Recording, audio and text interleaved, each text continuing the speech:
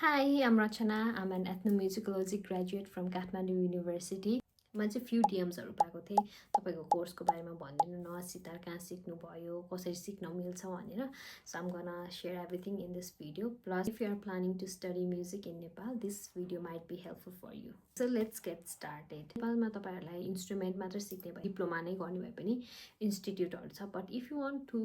Do bachelors or masters in music Tribhuvan university र Kathmandu university छ अनि त्रिभुवन युनिभर्सिटीमा चाहिँ ललित कला भनेर छ अनि त्यसको बारेमा चाहिँ मैले खासै रिसर्च पनि गरेको थिएँ म त्यसको बारेमा बुझ्न पनि गएको थिइनँ सो म चाहिँ यहाँ काठमाडौँ युनिभर्सिटीको बारेमा कुरा गर्छु किनकि मैले त्यहीँ पढेको हो अनि त्यसपछि मलाई त्यहीँको बारेमा थाहा छ त्यही भएर म काठमाडौँ युनिभर्सिटीको बारेमा मात्र भन्छु I explain few things about the course content also यो वर्षको रेजिस्ट्रेसन फर्म चाहिँ खुलिसकेको छ so you can visit department of music यसको डेडलाइन चाहिँ अगस्त एन्डतिर visit and collect the form अनि अर्को चाहिँ तपाईँहरू म ब्याचलर्स पढ्दैन म सिर्फ इन्स्ट्रुमेन्ट मात्र सिक्छु भने पनि त्यो नि पाउनुहुन्छ तपाईँहरूले यही इन्टेकमा चाहिँ तपाईँहरूले गएर रजिस्टर गर्न सक्नुहुन्छ अनि हामीहरूसँगै जस्तो रेगुलर स्टुडेन्टहरूसँगै पनि बसेर तपाईँहरूले सिक्न सक्नुहुन्छ अरू तपाईँहरूको लागि छुट्टै क्लास पनि हुन्छ जे होस् तपाईँहरूले चाहिँ म इन्स्ट्रुमेन्ट मात्र सिक्छु भन्दा पनि सिक्न पाउनुहुन्छ अनि लोकेसन चाहिँ कतिजनालाई थाहा छैन रहेछ क्या अझ हुन्छ नि like when I say I studied music in Kathmandu university कतिजना मान्छेहरूलाई थाहै छैन रहेछ क्या हाम्रो डिपार्टमेन्ट एक्जिस्ट गर्छ भनेर किनकि यस्तो युज टु छैन नि त हाम्रो लोकेसन चाहिँ कहाँ छ भने त्रिपुरेश्वरमा छ तपाईँहरू थापाथलीबाट यता वर्ल्ड ट्रेड सेन्टरतिर जानुभयो भने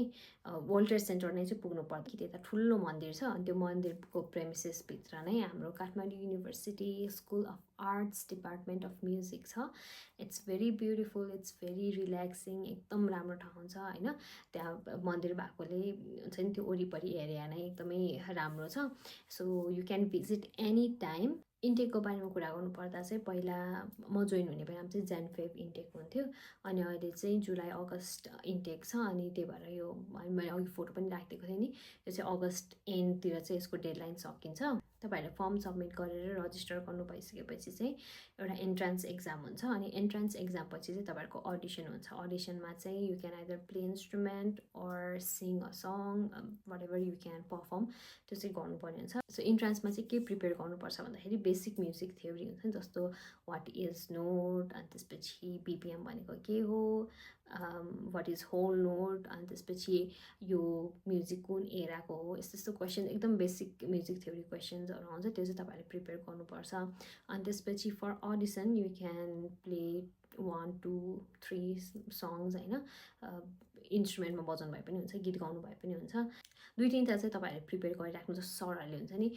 यो पनि राम्रो छ अर्को एउटा बजाएर सुनाउनु न भन्नुभयो भने तपाईँहरूसँग एउटा एटलिस्ट एउटा चाहिँ प्रिपेयर नै होस् त्यही भएर 2-3टा एटलिस्ट त्यो चाहिँ तपाईँहरूले प्रिपेयर गर्नुभयो भने चाहिँ सजिलो हुन्छ अनि तपाईँहरू इन्ट्रान्समा नि पास हुनुभयो अनि त्यसपछि अडिसनमा नि पास हुनु भइसकेपछि चाहिँ तपाईँहरूलाई मेल आउँछ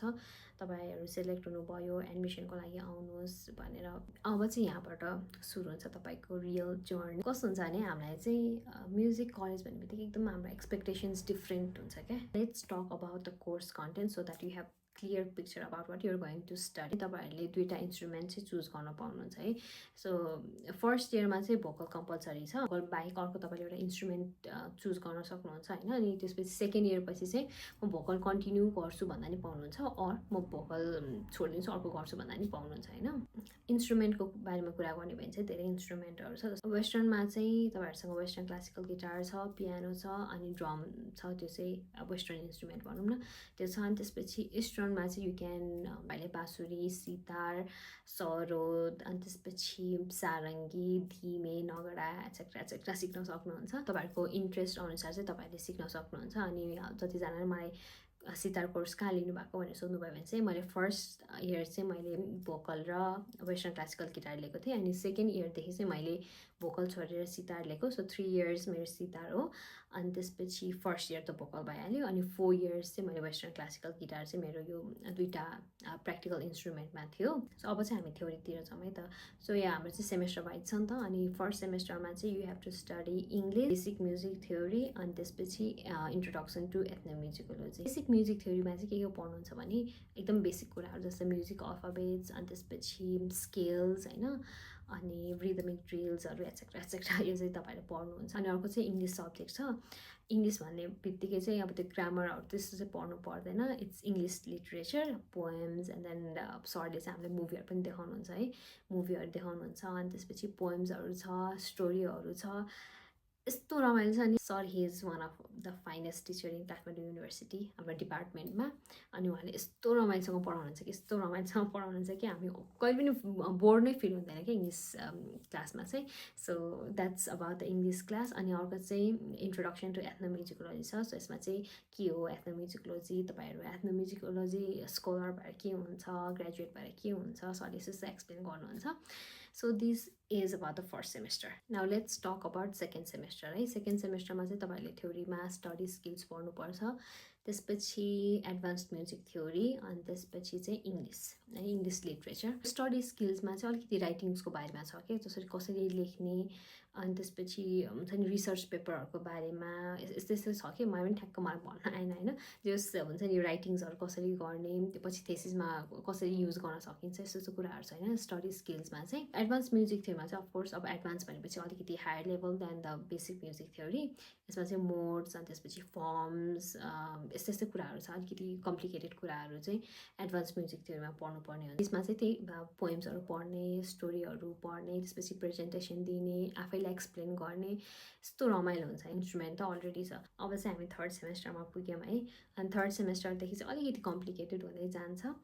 सो थर्ड सेमेस्टरमा चाहिँ के छ भने म्युजिक एन्ड सोसाइटी अनि south Asian civilisation and music of South Asia अनि त्यसपछि इङ्ग्लिस है यो यति चारवटा थ्योरी सब्जेक्ट छ एन्ड अब चाहिँ you can change your instrument from vocal to other or if you want to stay in a vocal you can stay otherwise you can change it है अनि not just vocal तपाईँहरूले चाहिँ instrument change गर्ने हो भने चाहिँ every semester you can change your instrument. Let's get back to the theory. So music and सोसाइटीमा जाउँ है पहिला अनि यो एक्ज्याक्टली यही पढाउँछ भने चाहिँ होइन सो यो चाहिँ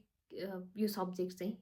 के कसो हो भन्ने मात्र हो सो म्युजिक एन्ड सोसाइटी भन्ने बित्तिकै चाहिँ how society is influenced by music and how music is influenced by society त्यस्तै खालको कुराहरू चाहिँ सिक्ने हो साउथ एसियन सिभिलाइजेसनमा चाहिँ हामी कसरी सिभिलाइज भयो हुन्छ नि कसरी सोसाइटीहरू फर्म भयो के भयो पहिला भन्ने हामी यस्तो यस्तो पढ्छौँ होइन म्युजिक अफ साउथ एसियामा चाहिँ हामी साउथ एसियन म्युजिकहरूको बारेमा पढ्छौँ हुन्छ नि अनि भिडियोहरू पनि हेर्छौँ यसमा चाहिँ अनि त्यसपछि डान्स फर्म्सहरू धेरै कुराहरू आउँछ यसमा चाहिँ अनि इङ्ग्लिसमा त अब इङ्ग्लिस लिटरेचर इट्स अलरेडी एकदमै रमाइलो सब्जेक्ट होइन हामी फोर्थ सेमेस्टरमा आइपुग्यौँ है अब फोर्थ सेमेस्टरदेखि चाहिँ अर्को दुईवटा कुरा एड हुन्छ त्यो चाहिँ ओरल ट्रेनिङ र अन्सेम्बल है ओरल ट्रेनिङ भनेको त इयर ट्रेनिङ भइहाल्यो अनि अन्सेम्बलमा चाहिँ यसमा चाहिँ ग्रुप वर्क धेरै हुन्छ because you have to compose in a ब्यान्डमा बसेर चाहिँ कम्पोज गर्नुपर्ने हुन्छ अनि ब्यान्डसँग मिल्नुपर्ने हुन्छ यस्तो कुरा चाहिँ अन्सेम्बलमा हुन्छ now let's talk about the theory है त सो थ्योरीमा चाहिँ you have South Asian civilization part 2 अनि त्यसपछि music of South Asia 2 and त्यसपछि English. Now you have 4 practicals. Oral training is also practical. Ensemble is also practical. And दुईटा instrument त already तपाईँहरूसँग छँदैछ होइन अनि अब चाहिँ बिस्तारै टाइम म्यानेज गर्न एकदमै धौधो पर्छ now let's talk about fifth सेमेस्टरको थ्योरीमा चाहिँ के छ भने music of Nepal Kathmandu valley अनि त्यसपछि सोसियोलोजी एन्ड एन्थ्रोपोलोजी इङ्ग्लिस छ होइन अनि सोसियोलोजी एन्ड एन्थ्रोपोलोजी चाहिँ ह्युमन बिहेभियर अनि त्यसपछि सोसाइटी यस्तैको बारेमा पढ्छौँ होइन म्युजिक अफ नेपाल काठमाडौँ भ्यालीमा चाहिँ हामी काठमाडौँको म्युजिक हामी पढ्छौँ इङ्ग्लिसमा त पोएम्स अनि त्यसपछि मुभिजहरू अनि नोभल्सहरू भइहाल्यो अब यो सेमेस्टरदेखि चाहिँ you have a real band and then you have to make real music है